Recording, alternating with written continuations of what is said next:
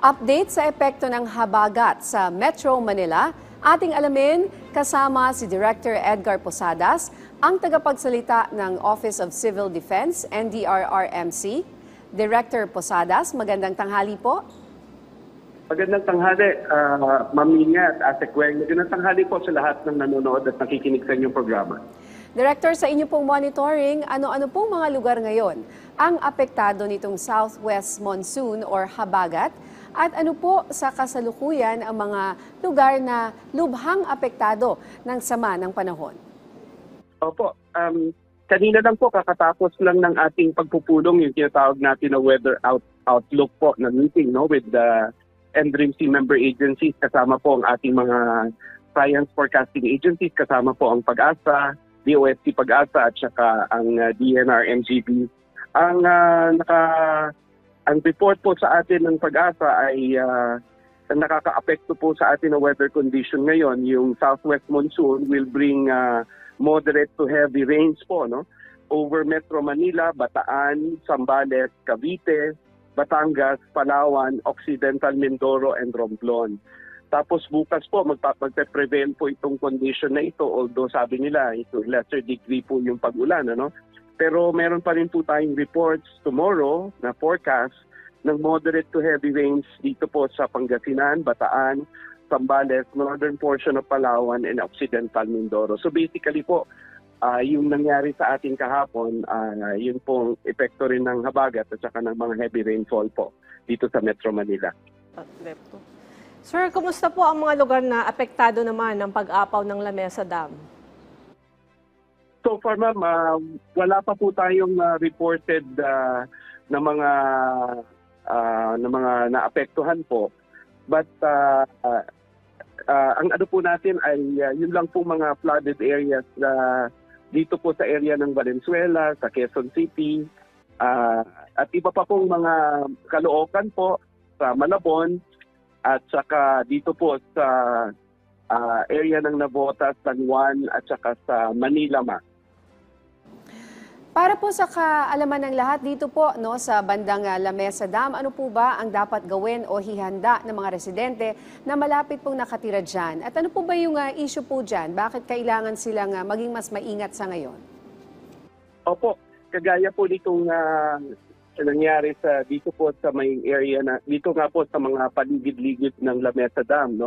Nagpalabas po ng maaga ng flood advisory ang Pag-asa para po ma-warn yung mga iba't iba pong mga lokal na pamahalaan at saka mga pamayanan within the area po at saka sa stretch noong Lamesa Dam at saka yun pong mga rivers na tributaries nila. So ang mga paalala lang po namin, dapat po laging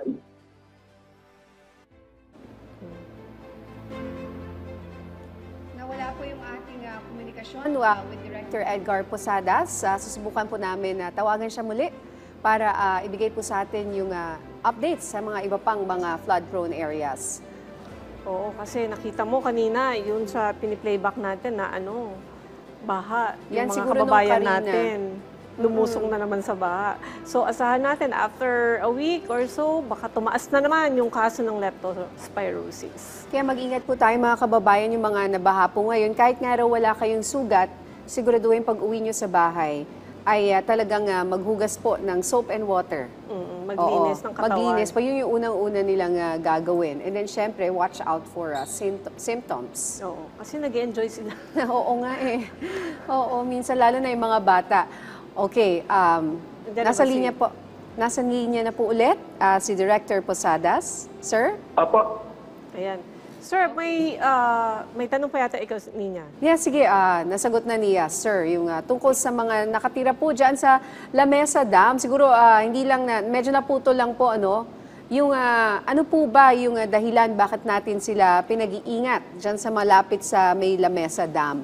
At ano po yung mga paghahanda na dapat gawin ng ating mga kababayang nakatira po dyan? Opo, kagaya po ng nabanggit ko kanina, ma'am, meron po kasing flood advisory po na in-issue yung Pag-asa kanina para po lalo na po as early as 5 a.m. Yung pong yung mga pag-apaw na po nung Lamesa Dam. Kasi contrary po doon sa wala po kasing gate itong Lamesa Dam. So talagang flowing siya, and yun lang pong yung pong kanyang catchment area umapaw po doon dahil lumampas po doon sa umabot po doon sa spilling level niya. At ito po ay pupunta po ito doon sa Tulyahan River, no? So lahat po ng mga komunidad doon napaalalahanan naman po na mapagmatyag at para po tignan nila, no, yung mga advisories para po ng pag. Ayan. Oo. Naku, nawala na naman si Director si Posadas. Director Posadas. Pero yun nga yun pagka umaapaw yung Lamesa Dam, sa Tulyahan River talaga siya dumidiretso. Kaya pag umapaw naman yung Tulyahan River, dyan na nagkakabaha sa mga kalapit na lugar. Doon sa Quezon City at Valenzuela usually yan. Oo, yung Valenzuela, oo. Talagang matagal na problema nila yung pagbaha dyan. Lalo nga raw nung Karina, yung ibang lugar daw dyan, compared daw nung Ondoy, mas grabe yung baha na naramdaman nila. So, ingat po tayo, no? Ang ibig sabihin, ganong karaming ulan ang nangyari kagabi habang natutulog po, no? Tayo mga kababayan, dahil medyo nung kanina umaga, hindi na masyado eh. Pero buong gabi, parang walang tigil rin yung ulan, ano? Ang NDRRMC, nagbibigay sila ng alert. Kagabi, orange rainfall.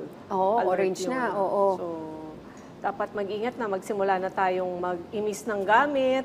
Kanina may narinig tayo sa radio na may mga binaha ng lugar, so nagtanggal na sila ng mga gamit dun sa kanilang so, ground floor. So nag-akit na sila, naglabas sila ng gamit. So gusto sana nating malaman kay Director Posadas, no, kung may mga lugar na ba na nagdeklara na kailangan nang i-evacuate yung mga kababayan natin.